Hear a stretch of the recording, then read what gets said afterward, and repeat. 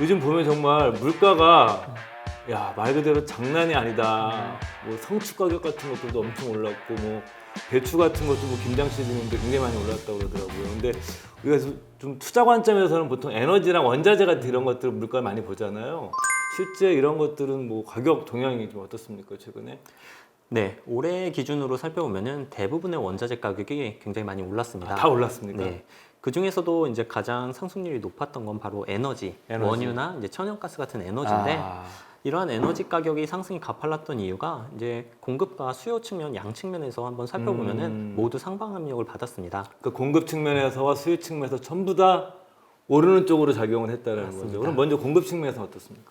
먼저 공급 측면에서 말씀드리면은 가장 이제 좀 주요했던 요인 중에 하나가 탈탄소 정책입니다. 탈탄소. 네, 전 세계적으로 이런 탈탄소 정책이 많이 강화가 되면서 그 부분에서 이제 화석 연료에 대한 투자가 감소하고 그리고 또 주요 산유국들이 증산에 좀 소극적이었던 부분이 이제 공급 측면에서 좀 상승 요소로 많이 작용을 했습니다. 예, 그럼 수요 쪽에서는 이제 반대로 수요 측면에서는 이제 코로나가 전 세계적으로 다소 확산세가 완화가 되면서 예. 이제 규제가 조금 약해지고 그리고 전 세계적으로 이런 경기 정상화와 동시에 생산이 재개가 되면서 이쪽에서 이제 에너지 수요가 많았던 부분이 이제 또 상승 요소가 되었습니다. 그 중국도 오늘 신문 보니까는 며칠 전에 그 중국에서 뭐 물가를 뭐 우리나라에 수출해서 우리나라도 이제 물가가 더 오를 거다 이런 얘기를 하는데 중국은 좀 어떻습니까? 중국이 물가에 미치는 영향은? 중국 역시도 많이 물가가 상승했는데 특히나 예. 이제 생산자 물가랑 소비자 물가로 조금 나눠서 보면은 생산자 물가가 굉장히 많이 올랐습니다. 아. 한마디로 기업 입장에서는 이제 비용이 늘어난다는 아. 것이고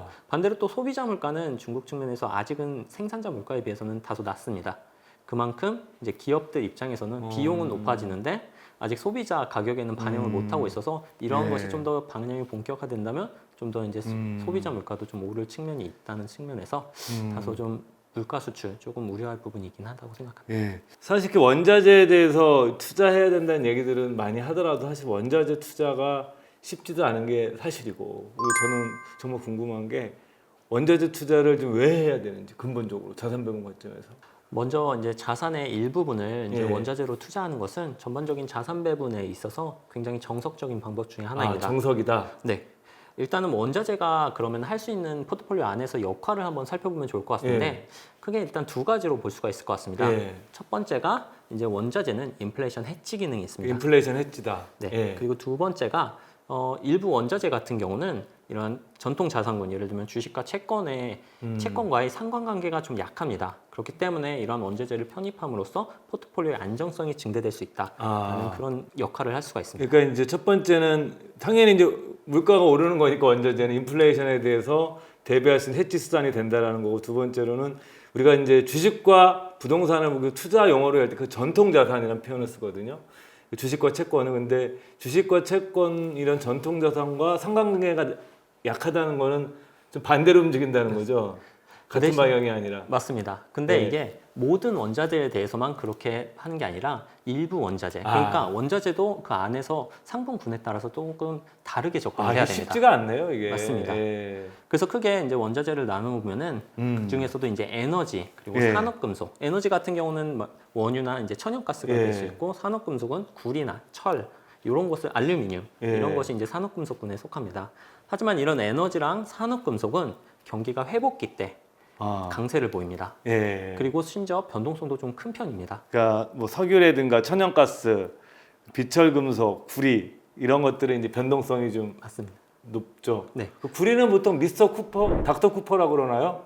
구리 박사 그래가지고 경기를 그 가격이 오르면 구리는 모든 산업 그 제품에 들어가니까 이게 경기 회복 신호다 이런 말도 하는데 맞는 겁니까 그게? 네, 아무래도 이런 네. 경기 회복기에는 이런 인프라 투자 같은 것이 활발해지고 그만큼 구리와 같은 산업금속이 이제 소비가 많이 되기 때문에 예. 그런 것에 조금 선제 신호다라고 일컫는 분도 많습니다. 예. 그렇기 때문에 이러한 에너지나 이런 산업금속 같은 경우는 경기 회복기에 포트폴리오에 만약 편입을 한다면은 상당히 이제 기대 수익률을 높일 수 있는 장점이 있고 물론 반대로 이제 경기 침체기 같은 경우는 다소 낙폭이 커질 수 있기 때문에 조금 주의를 하실 필요가 필요가 있습니다.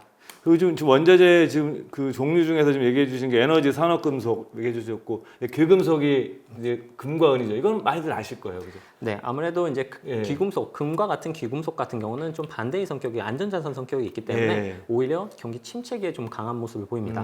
그렇기 때문에 경기 회복기에는 다소 상승세가 다른 자산에 비해서 좀 낮을 수는 있지만 이런 경기 침체기에는 하단을 제한을 하면서 상당히 포트폴리오 안정성을 높일 수 있다는 장점이 있습니다. 그리고 또 요즘 에그플레이션이라고 그래요. 농산물도 원자재에 들어가는 거죠. 네, 물론입니다. 어. 농산물 관련된 것도 이제 다수의 ETF들이 출시가 되어 있는데 농산물 관련된 ETF들도 네, 얼마든지 투자 가능합니다. 그또 이제 중국 하면 빠질 수 없는 희귀금속. 요즘 뭐 2차 전지 그러면서 희귀금속 같은 거 얘기 많이 나오는데 희귀금속도 있는 거죠, 그 원자재. 네, 그렇습니다. 희귀금속에 대해서는 아직 종류가 그렇게 많이 나오진 않는데 특히나 희귀금속은 다소 조금 주의해서 할 부분이 굉장히 변동성이 높습니다. 예. 그래서 대표적인 이제 희귀광물 ETF 중에 하나가 이제 팔라디움 관련된 ETF가 있는데 변동성이 굉장히 커가지고 사실 초보자분들께는 조금 접근을 그렇게 권해드리지는 않아요.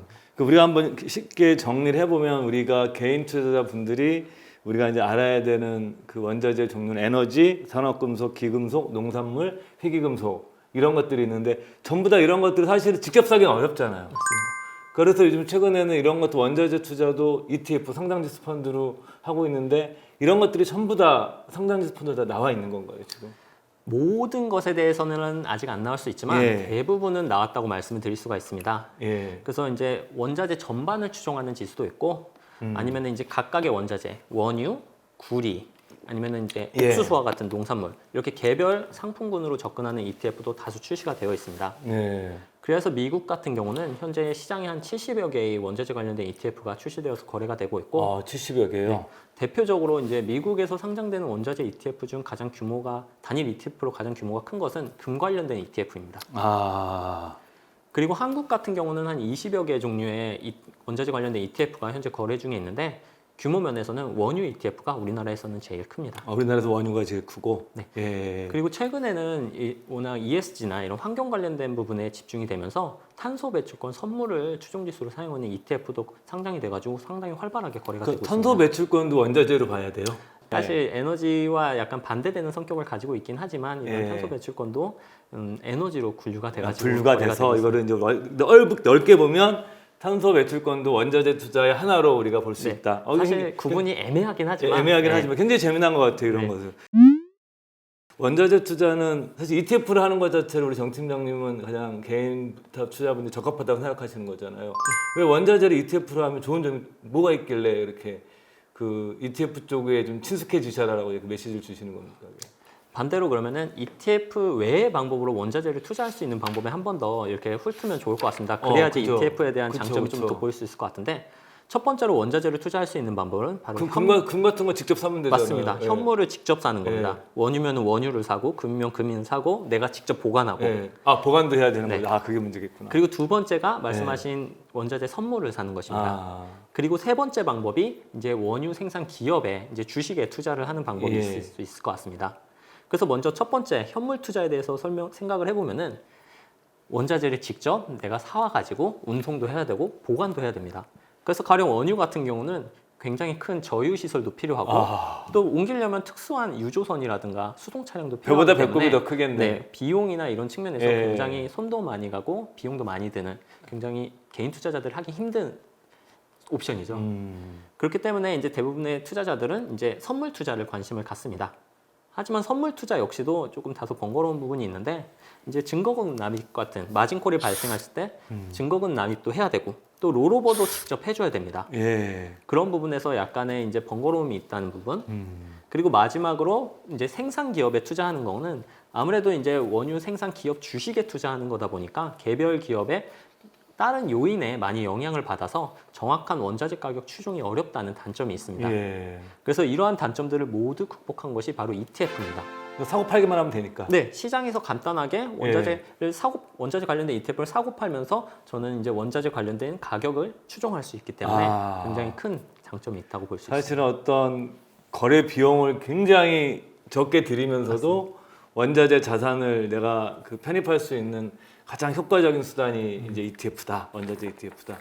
그러면 원자재 ETF가 투자를 할 때 뭐 자산 배분하지만 늘 이거를 좋은 건 아니잖아요. 원자재 ETF가 자산 배분해서 우리가 좋은 시점, 굳이 뭐 매매 타이밍까지는 아니지만 원자재 ETF를 우리가 자산 배분에 적극적으로 고려해야 되는 시기는 언제인지 이런 것도 좀 많이 궁금해하실 것 같아요. 네. 원자재 시장 전반을 먼저 한번 훑어보면은 예. 앞서 말씀드렸던 단일 ETF 규모로는 금 관련된 ETF가 가장 큽니다.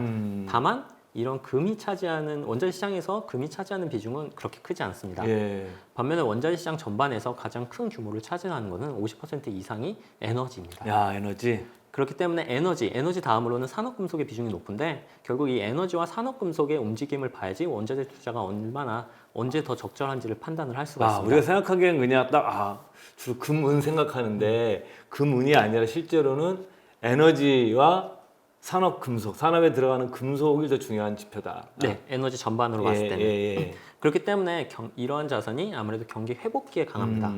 왜냐면은 아무래도 경기 회복기에 자동차도 많이 타고 비행기도 그렇죠. 운항을 많이 하고 그리고 또 이제 신흥국을 중심으로 인프라 투자가 굉장히 활발하게 소비되면은 그 부분에서 이제 구리와 같은 산업금속 수요도 굉장히 많이 나타나고 그렇기 때문에 이러한 경기 선행 지수랑 원자재 지수를 같이 비교를 한번 해보면은 상당히 두 개가 그 동행하는 모습을 많이 보입니다. 여기 지금 화면에 그래프 나가는 거죠. 그죠? 그래서 지금 선행지수, 경기 선행지수와 원자재 지수가 거의 비슷한. 네, 약간 비슷한 움직임을 보입니다. 그러니까 사실은 그러면 원자재 지수 투자하시는 분들은 참고 데이터로서 경기 선행지수 같은 것들을 좀 한번 들여다 보시는 것도 네, 물론입니다. 예.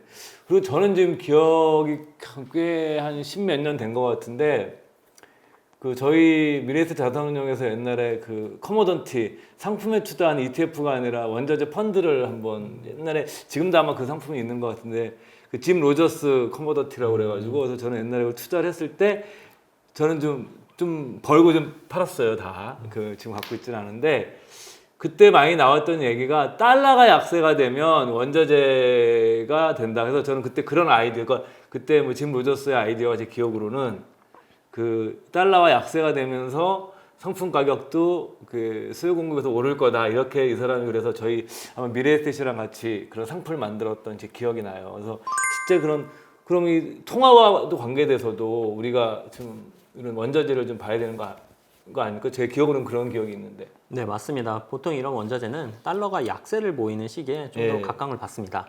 왜냐면은 이런 달러 가치가 약세를 보인다라는 거는 결국 화폐 가치가 하락한다는 의미입니다. 결국 기존에 만약에 원유 1갤런을 예. 1달러에 만약 거래를 했다면은 예. 이런 화폐 가치 하락으로 1갤런이 2달러에 거래가 되는 현상이 발생합니다. 그럼 반대로 오르는 거네요 이게. 네, 그렇기 때문에 이러한 실물 보유, 실물 자산에 대한 보유가 보다 투자자들의 선호하기 때문에 그 네. 부분에 대해서 원자재에 대한 선호가 높아지고 그만큼 가격이 또 한번 상승할 수 있는 요인으로 작용하기 때문에 이런 화폐 가치도 매우 중요하고 특히나 이런 화폐 가치 하락에는 금과 같은 귀금속이 특히나 이런 화폐 가치 하락 시기에 상당히 양호한 성과를 보입니다. 그렇구나.